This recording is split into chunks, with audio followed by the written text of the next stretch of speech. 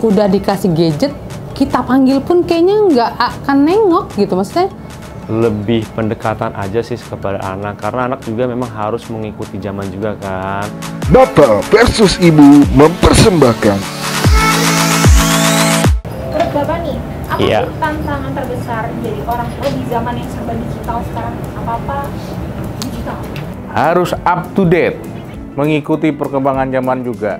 Yang sebagai tantangannya sih, bagaimana kita mendekatkan anak kita saja seperti itu. Karena kan anak-anak kan kita tidak tahu nih, suka lihat di YouTube atau segala macam, kan ada hal sesuatu yang kurang difilter ya, seperti itu ya. Iya sih, harus mensortir sih hal-hal apa aja yang ditonton oleh anak sih. Pokoknya karena dia masih anak-anak ya, YouTube anak-anak lah ya, seperti itu. Kita sendiri kadang suka shock juga, tiba-tiba keperluan anak kok melebihi waktu zamannya kita, seperti itu kan. Tapi kalau cara berpikirnya sih membantu sekali, karena kita lihat anak-anak sekarang lebih cerdas. Tapi bagaimana kita sebagai orang tua itu bisa mengatur gitu ya, bisa membuat anak tidak jauh dari siklus yang seharusnya, seperti itu aja sih. Pernah merasa bersalah ngasih gadget ke anak?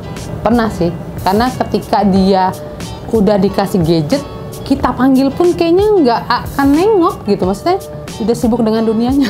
Jadi Enggak merasa bersalah. Karena kalau nggak dikasih juga takutnya juga ketinggalan zaman ya, kesian anaknya.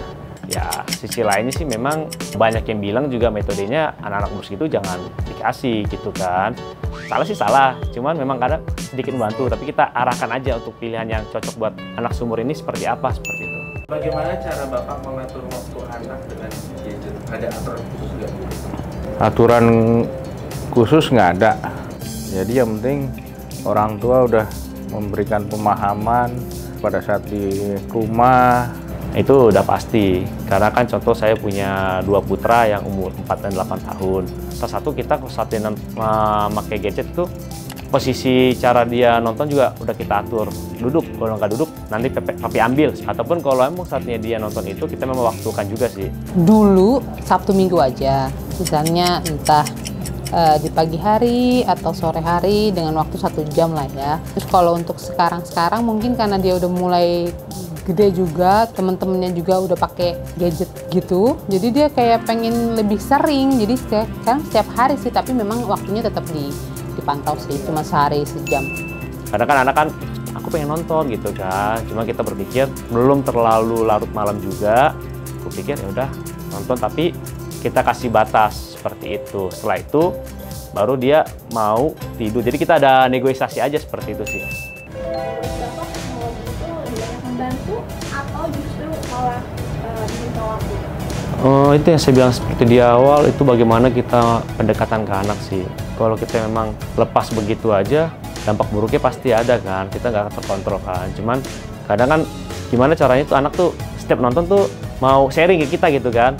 Nah, contohnya dengan anak saya tuh, walaupun dia umur 8 tahun, dia suka kayak berimajinasi mengenai mesin-mesin gitu kan.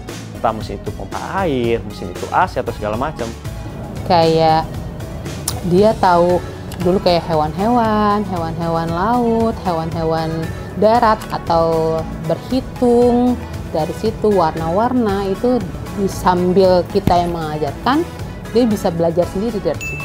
Nah, bagaimana caranya kita selalu memperhatikan itu, dan bagaimana caranya anak itu supaya mau sharing gitu ke kita. Kita ngelihat, oh yang dia tonton juga untuk perkembangan pikiran dia, jadi ya seperti aku bebas aja sih, nggak apa-apa. Kalau bisa kasih saran ke orang tua muda lainnya nih, apa yang paling penting dalam menghadapi era digital ini buat para orang tua? Kalau saran sih sebenarnya lebih pendekatan aja sih kepada anak, karena anak juga memang harus mengikuti zaman juga kan. Lebih baik memberikan handphone itu di usia yang matang ya, di atas 12 tahun. Walaupun dia sudah masuk SMP, tapi harus ada batasannya juga, dan juga harus kita lihat juga tuh apa yang dia mainkan di dalam HP-nya, harus kita koreksi juga. Jangan sampai dia melihat hal-hal yang negatif. Iya, yang penting sih sebenarnya kalau digital itu juga bagi kita penting juga, karena memang pengetahuan baru kan pasti ada di situ kan. Jadi memang tergantung kitanya sih mengelola itu. Jadi memang 1 langkah atau 2 langkah yang ditonton itu tujuannya apa sih, seperti itu kan. Kalau misalnya tujuannya juga tidak membatasi atau tidak membuat dia menjadi buruk, ya kita akan mendukung gitu. Tapi kalau misalnya orang tua lagi nggak di samping anak, ya lebih baik diambil aja, tapi Anda dikasih aktivitas yang lain, tadi ya mencoret-coret atau apa segala macam seperti itu.